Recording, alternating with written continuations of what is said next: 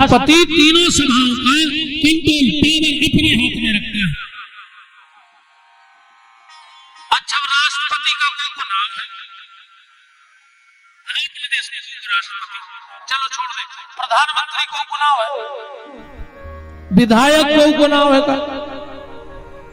एक पद है, उस पे जो बैठ जाएगा वो कहलाने लगेगा। ऐसे ही गणपति किसी का नाम नहीं है, एक पद है। जब मनुष्यगण, देवतागण और राक्षसगण बने तो इन तीनों का एक स्वामी बनाना था। सबने मत वोट से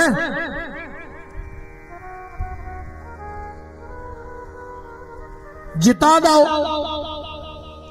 अच्छा, एक बात और बताओ, चुनाव में जीत कौन की हो? ये के संख्या हो वो जीत जात। पक्का सहमत हो? जे के लेगा संख्या ज्यादा हो वो जीत जात। सहमत हो? सिर तो हिला दे हो कन्हैया, है ना? जे के ज्यादा संख्या हो वो जीत जात। तुम्हारे को मता हो?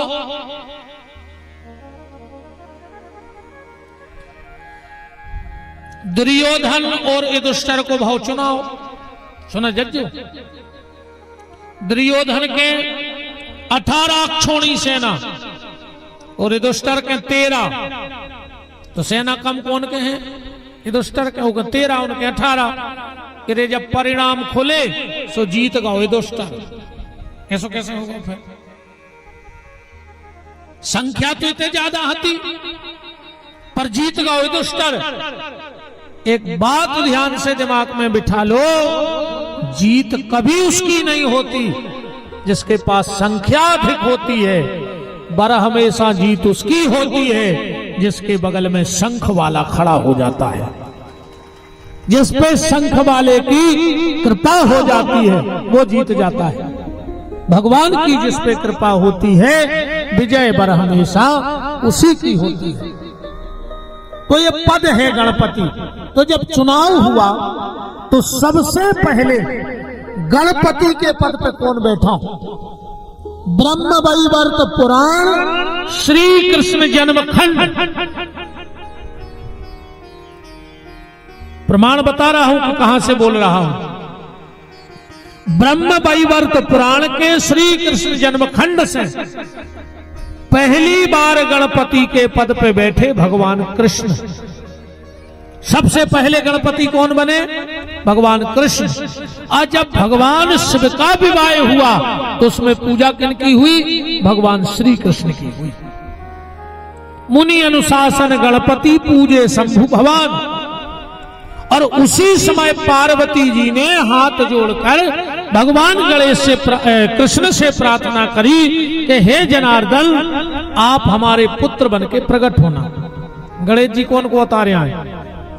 श्री कृष्ण का अवतार है गणेश जी। हाँ, क्योंकि जब गणपति पद पे कृष्ण थे तो वरदान मांगा था कि काश मेरा ऐसा बेटा होता जो प्रथम पूज्य होता। भगवान कृष्ण ने कहा, पार्वती मां, मैं तुम्हारा पुत्र बनकर के आऊंगा। तो ये गणेश जी कृष्ण भगवान हैं। तो कृष्ण भगवान की पूजा भगवान शंकर के विवाह में हुई। इसलिए गोस्वामी जी कह रहे, सुने अचरज जन करे को सुर अनादि जिये जान। अब जन्म पे आओ।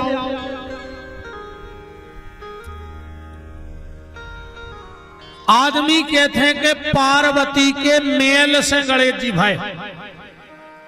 तो पार्वती ने कब से न सपरो तो इतनो मेल ने करो कि बाल बच्चों बन गओ। आदमी तो जाई कहते कि गणेश जी पार्वती के मेल से भाई हैं। मेल से नहीं भाई दादा, मेयर से भाई है। मेयर से ला की जगह रा, एल की जगह यार। अंग्रेजी बोलना था ना नहीं लगे आदमी को महाराज पढ़ो लिखो है।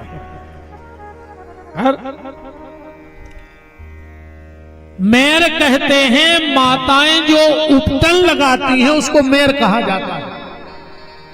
एक दिन माता पार्वती उपटन लगा रही थी और मेर माने उपटन निकाल निकाल के दो पतरी पतरी रस्सी सी बना के रख दें कि हमारा अगर बेटा हुई है तो ऐसे पांव ऐसे हाथ ऐसे पेट ऐसे मुंह, जैसे ही वो मेर को पुतला बनाओ उठ के खड़ा हो गया।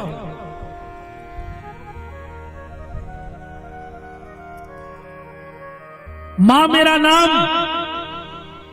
बोले बहुत विनय के बाद श्री कृष्ण आप मेरे पुत्र बन के पधारे हो, आपका पहला नाम होगा विनायक।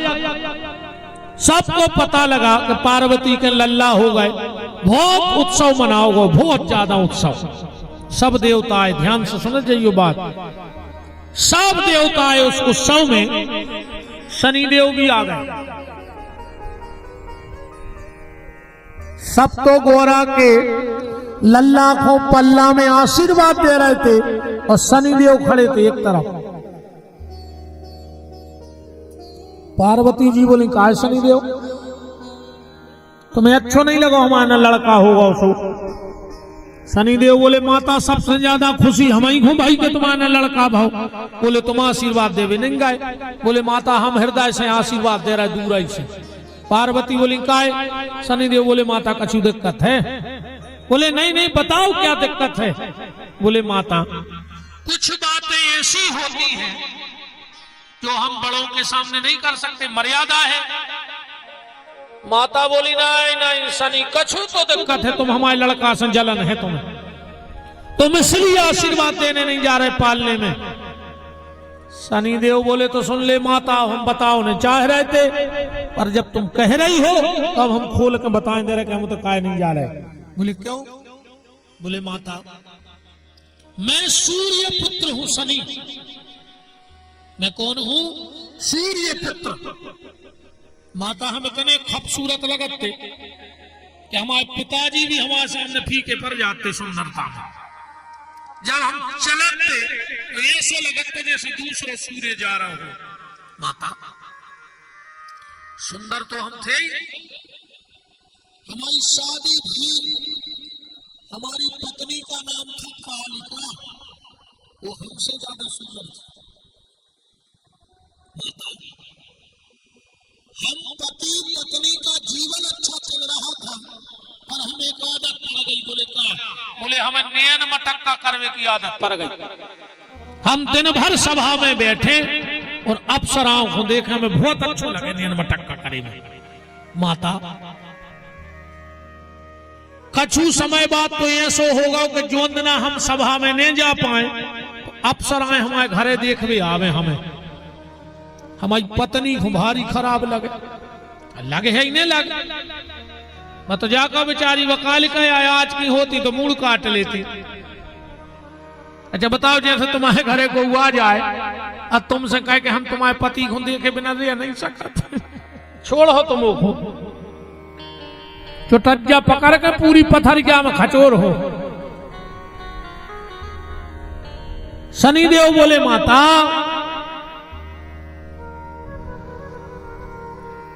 हमें भी धीरे धीरे आदत पड़ गई नैन मटक्का की। माता एक दिन की बात, मैं बैठा था सभा में और अप्सराओं से कर रहे थे नैन मटक्का। हमारी पत्नी आके बगल में हो गई खड़ी। हमने देखो ही नहीं कि जा आया गई। अब हमें देखे और अप्सराओं को, और हम अप्सराओं को ही देख रहे थे। माता मेरी पत्नी को क्रोध आ गया और क्रोध में भरकर मेरी पत्नी ने कहा शनिदेव तुझे बहुत अभिमान है अपनी सुंदरता का, जा मैं तुझे श्राप देती हूं तेरा पूरा शरीर इसी वक्त काला पड़ जाए। माता हम बिल्कुल कर गया पड़ गए। हमारी पत्नी की गुस्सा इतने भी शांत नहीं भाई, हमारी पत्नी की गुस्सा इतने भी शांत नहीं भाई। उसने दूसरा श्राप दिया शनिदेव जाओ हम तुम्हें श्राप देते हैं, आज के बाद जे पे तुम्हारी दृष्टि पड़ जाए है वो शनि की 7.5 लग जाए। माता वही दिन से हम आंखें नेची करें रहे थे, को देखत नहीं है। हाँ भैया, कभी भी शनिदेव के मंदिर जाना तो सामने खड़े होके ना पैर छूना, ना प्रणाम करना, ना चालीसा पढ़ना, तिरछे होके शनिदेव के मंदिर में पूजा करनी चाहिए। क्योंकि भरोसा नहीं शनि की नजर कब उठ जाए और तुम पे 7.5 बैठ जाए। इतनी खतरनाक होते शनि की 7.5। महाभारत में राजा नल और दमयंती की कथा सुनी हुई है तुमों ने। 4 दिन भूखे फिरे रे राजा नल और दमयंती। मछरियां मान ली इन्हें खावे क्या मर रहा है, सुखा मछरियां ही खा लें, मछरियां भूज लाई। और जब शनि की दृष्टि पड़ी तो वे भुनी भुजाई मछरियां पानी में चट गई। आदमी मरत नहीं है और सब कर्म हो जाए। उन्हें शंकर जी को घर बनवा दो तो खुद के गुरु जी को वो कौन को छोड़ है। उन्हें शंकर जी के घर में आगे धरवा दी थी जब दशा आई। वो तो अकेलो डरानो कौन से हनुमान जी से। आओ हनुमान जी बैठे थे पहाड़ पर कर रहे थे कीर्तन, शनि पहुंच गओ। अभी तो लगे ही थे श्री राम जय जय राम। शनि देव बोले हनुमान जी सुनो, तो हनुमान जी बोले तो कितना रुक जाता ना।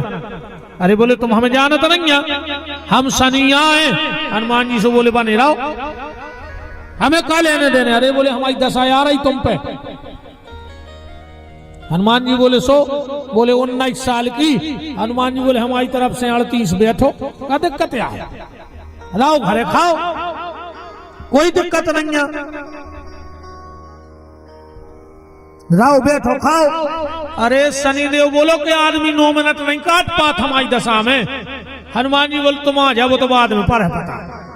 मैंने रुक गए 19 साल।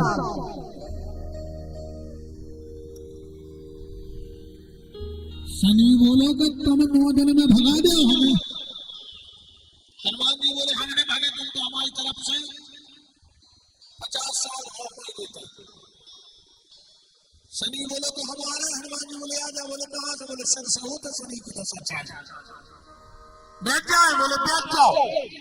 शनि बोले खबरदार। हनुमान जी बोले आ जाओ। जो सही शनि सर पर बैठो। हनुमान जी ने 5 करोड़ कुंटल को उठाओ पत्थर हमें की सोच निकले शनि। हनुमान जी बोले कार्य में 9 मिनट नहीं गए, 19 साल में। शनि बोले मरे जा रहे, सांस निकल जाए। हनुमान जी ने पत्थर उठा के और पत्थरों पे पत्थर डाल दिया। हमें तो बैठ गए श्री राम जय जय राम। शनि बोलो कि छोड़ दे। और 19 साल की तेरे 19 दिन तो रुको। शनि बोलो 13 दिन की तेरी होगा, तुम तेरे 19 दिन रुको, मर जाए। हनुमान जी बोले नहीं रुको।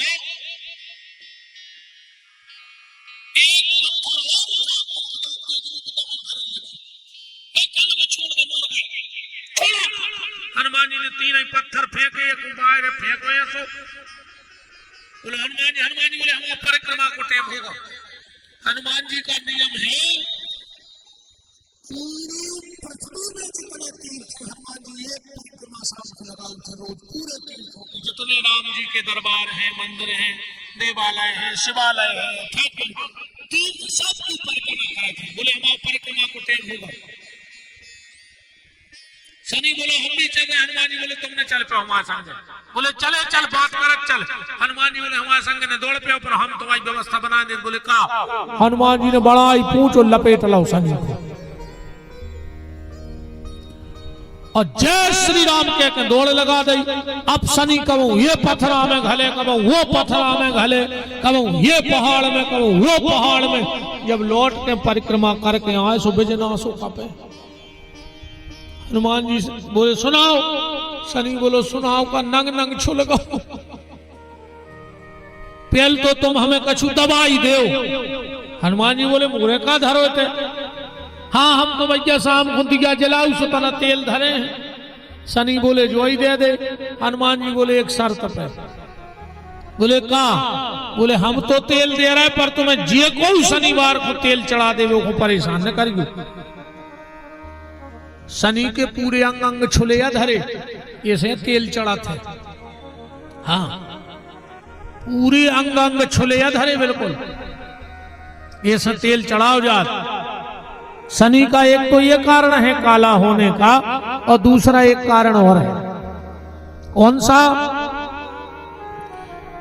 आपने महात्मा दधीची का नाम सुना होगा। दानी दधीची एक वृत्तासुर नाम का दैत्य हुआ और उसने ब्रह्मा से वरदान मांग लिया कि हम दधीची की बनाई हड्डियों के अलावा न मरे। ब्रह्मा ने कहा तथास्तु। अब वृत्तासुर का आतंक बहुत बढ़ गया। इनकी पत्नी का नाम था सुवर्चला, सुवर्चा। दधीची की पत्नी का क्या नाम था? सुवर्चा। सुवर्चा गई फूल लेने और देवता पहुंच गए दधीची के। बोले महाराज बहुत परेशान है, वो वृत्तासुर जान खाए ले रहा हूं, प्राण लाए हैं। दधीची बोले बड़े उदार महात्मा थे। बोले हमसे क्या चाहते हो? बोले हमारी इच्छा है कि आप अपनी हड्डी दे दो। बोले ठीक है ले लो। तो पूरे शरीर में घी लगा करके कपला गाय से शरीर को चटवाया गया और उस हड्डी का वज्र बना जिससे वृत्तासुर को मारा गया। जब माता सुवर्चा पुष्प लेकर आई, माता सुवर्चा जब पुष्प लेके आई, देखा कि पति है ही नहीं, तो पूछा। बोले देवताओं ने उनका शरीर ले लिया दान में, हड्डियां। सुवर्चा बोली तो अब जब पति नहीं रहे तो मैं जी के क्या करूंगी, तो मैं पति के साथ अब सती हो जाऊंगी। उस वक्त सुवर्चा गर्भ से थी और उनके गर्भ में कोई और नहीं, साक्षात भगवान शिव ही प्रकट होने वाले थे। आकाशवाणी हुई सुवर्चा तुम्हारे गर्भ में जो जीव है वो जीव नहीं, स्वयं भगवान शिव प्रकट होने वाले हैं। तो पहले बच्चे को जन्म दे दो, इसके बाद तुम सती हो जाओ। तो माता सुवर्चा ने जाके अपने गर्भ को तेज बल से प्रकट किया और प्रकट करके पीपल की एक खोह में रख दो। और माता सुवर्चा दधीची के संगे सती हो गई। और जब सती हुई, माता पार्वती ने पालो इनको। नारद जी ने इनका नाम रख दिया पिप्पलाद। जो पिप्पलाद नाम के महात्मा हैं, ये दधीची के पुत्र हैं। जब पिप्पलाद जी बड़े हुए तो पूछा नारद जी से कि मेरे माता पिता कहां हैं? बोले देवताओं ने छल करके। बोले देवताओं ने काहे छल करो? बुलाओ देवताओं, देवताओं को बुलाओ। देवता बोले कि तुम्हारे पिताजी पे शनि की 7.5 लग गई थी, तुम्हारा परिवार बर्बाद होगा। पिप्पलाद ने इतना भजन किया, इतना भजन किया कि शनि को भस्म कर देंगे हम, बच नहीं देंगे शनि। जब शनि को पता लगा कि पिप्पलाद का तप और तपस्या बहुत बढ़ रही है, तो प्रकट हो गए और बोले महाराज हमें भस्म न करो, आप दंड दे दो। बोले पहले 3 वचन हारो। बोले क्या? पहला, 16 साल तक के बालक को शनि की दशा परेशान न करे। 16 साल तक दशा नहीं मानी जाए शनि की।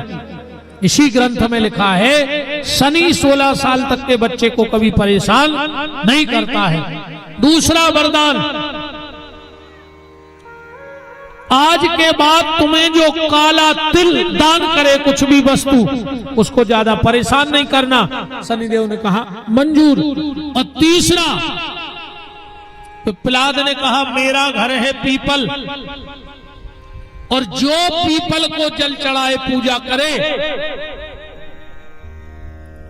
उस पे कभी तुम्हारी मार केस की दशा नहीं होनी चाहिए। शनि अगर कोई जोशी बैठे हो, कुंडली देखते हो, तो जो मैं कह रहा हूं ध्यान से सुनना। शनि की हो महादशा कुंडली में, राहु की हो अंतरदशा, और फिर शनि हो जाए प्रत्यंतर दशा में, वो आदमी सुसाइड कर लेता है। इतना खतरनाक होता है कि आदमी सुसाइड कर लेता। अपन कहते यार वो ऐसो लगत नहीं हाथों के मार गए, पर वो ग्रह दशा का चक्कर ऐसा होता है, मार केस भरने बन रहा हो कुंडली में। हाँ, मार केस की दशा में आदमी आत्महत्या कर ले, खुद को मार आ रहा।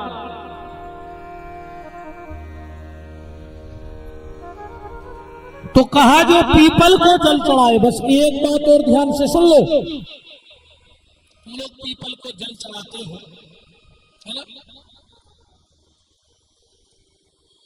कब शाम को पीपल को जल चढ़ा के देखिए। देखो शनि की दशा चल रही हो, बहुत परेशान हो, तो शाम को पीपल को जल चढ़ाना। पीपल उतना प्रातः काल फल नहीं देता जल चढ़ाने को, जितना शाम को फल देता है, क्योंकि सूर्य उदय के समय सूर्य का पुत्र है शनि, और शनि और सूर्य में है भयंकर विरोध, बाप बेटा में घड़ी नहीं बने। वही समय सूर्य का और वही समय शनि का, तो फल नहीं दे पाते शनि। पर शाम को जब सूर्य ढलने लगता है, वो धीरे धीरे अस्त होने लगते हैं, तो शनि का पावर बढ़ता जाता है। तो शाम को पीपल की पूजा करने से शनि कभी बकरी और मार्गी नहीं होते।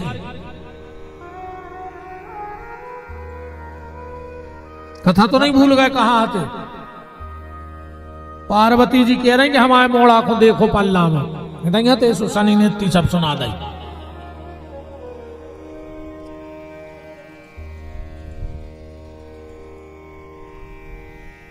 शनिदेव ने कहा मां ये कारण है, इसलिए हम तुम्हारे बच्चे को नहीं देख रहे।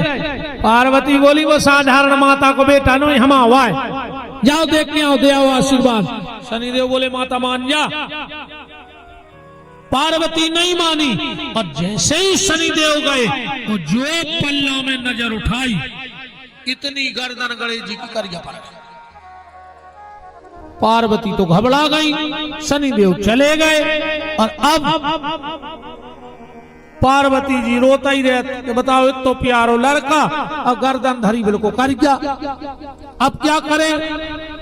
तो फिर कथा आपको पता है, एक दिन शंकर जी ने वह गर्दन काट दी।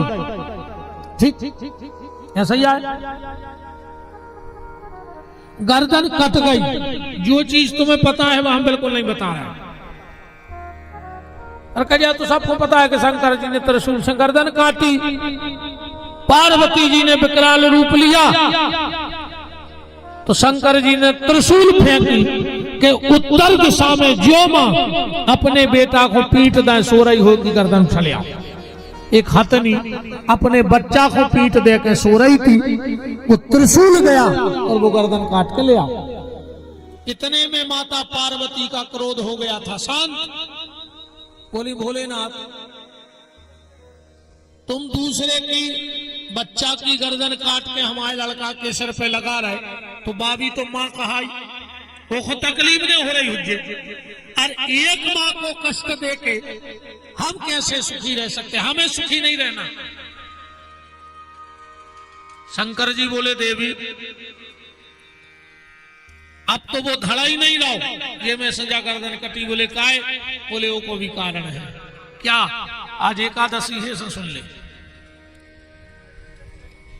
एक बार दुर्वासा ऋषि भगवान शंकर के दर्शन करके लौट रहे थे कैलाश से, और नाय से देवगुरु बृहस्पति और इंद्र जा रहे थे दर्शन करने।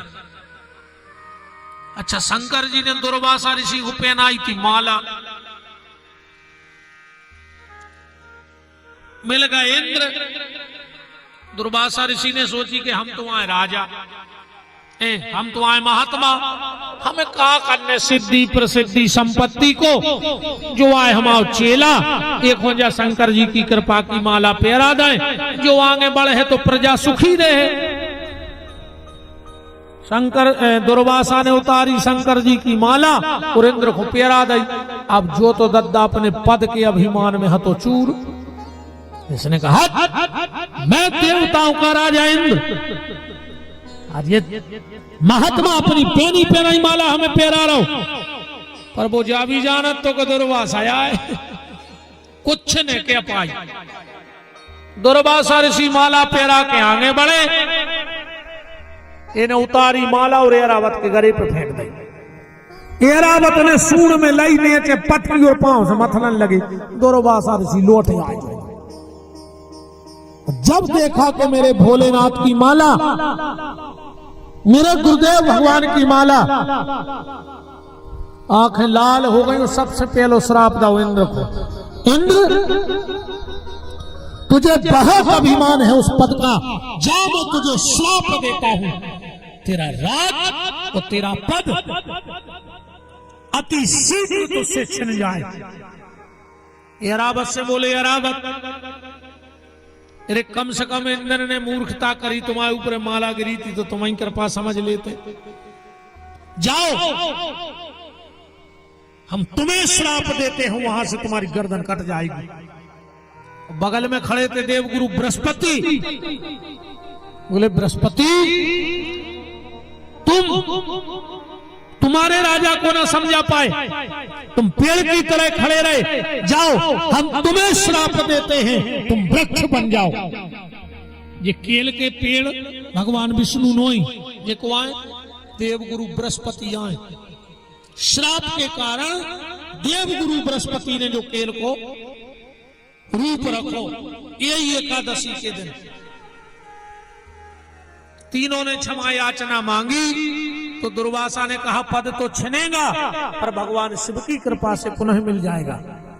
ऐरावत से कही कि तुम्हारी गर्दन तो कट है, पर तुम्हारी वह कटी गर्दन जगत पूजनीय हो जाए, क्योंकि माला तो शंकर जी की मिल गई तुम्हें।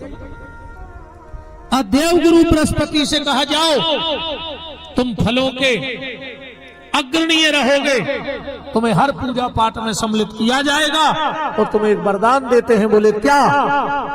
केरा में अच्छा बताओ क्या विशेषता है? एक विशेषता है केरा में, बस केरा में कीड़ा नहीं परत कभी। केरा के फल में कीड़ा नहीं पड़े, साड़ा जे गाल जे बेजे उनमें कीड़ा नहीं पड़े। तो परत देखे कहूं केरा में कीड़ा पड़े, केला में कीड़े नहीं पड़ते। जैसे आम फलों को राजा है, आम में घिनापन नहीं लगे, आम में घिना नहीं है कि है। अच्छा जैसे हम तुम्हें रसमलाई दे रहे हैं चमचम, तुम मुंह में चबाओ और धुली प्लेट में थूक ले, फिर के खा ले। आज तुम्हारे तो मुंह किया, कौन दूसरे के मुंह किया खुआ रहे, पर नहीं खा सकता आदमी। खुद के मुंह को रसगुल्ला चबा के थूक के नहीं खा सकता। अच्छा आम कैसो कैसो खा, साच बता, आम की गोई में खुद को थूक भर के चूस लेता आदमी, ऐसो कछु और खा सकत। देवगुरु बृहस्पति को वरदान दिया तुझमें कीड़े नहीं पड़ेंगे, और आज के दिन जो एकादशी का व्रत करेगा वो तुझे खा लेगा। उसके घर में कभी ना कभी मूर्ख और अपंग संतान का जन्म होगा। इसलिए जितने लोग एकादशी का व्रत करते हो, कभी फलाहार में केला मत खाना। जितने भी लोग एकादशी का व्रत करते हो, एकादशी के व्रत करने वाले को फलाहार में केला नहीं खाना चाहिए।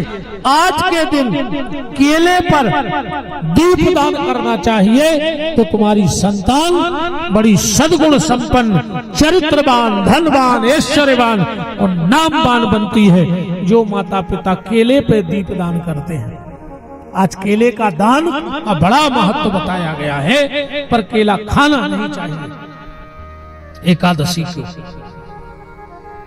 तो भगवान से बोले कि देवी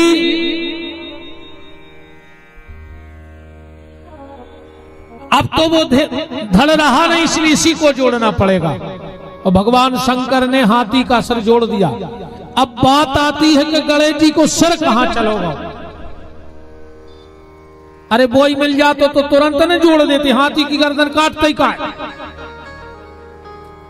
महारामायण का पहला प्रमाण सुन लो, 2-3 प्रमाण हैं शास्त्रों में।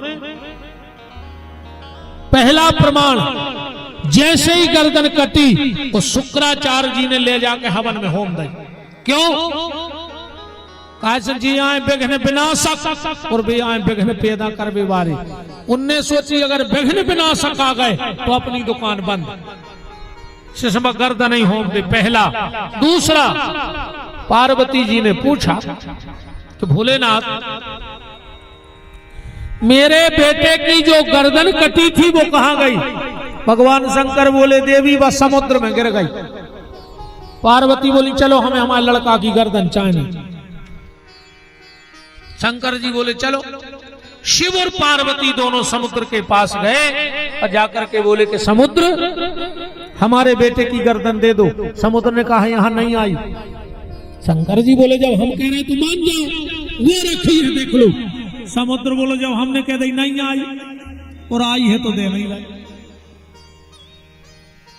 एक तो हम कह रहे आई नहीं, और अगर तुम्हारे बेटे की गर्दन समुद्र में है तो अब हम वापस नहीं कहेंगे। पार्वती ने खूब कहा पर समुद्र ने वो गर्दन नहीं लौटाई। पार्वती ने समुद्र को श्राप दे दिया, समुद्र तू मेरे बेटे की गर्दन नहीं लौटा रहा है, जा मैं पहला श्राप तुझे देती हूं, तेरे तट पर कभी कोई साधु संत महात्मा तपस्या नहीं करेगा। एक महात्मा को बता दे कौन समुद्र के किनारे बैठ के तपस्या करी है कौन महात्मा की जानकारी आपको?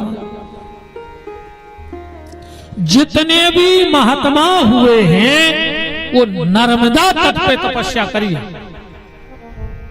पर समुद्र तट पर किसी भी देवता के महात्मा के तपस्या का लेख नहीं है।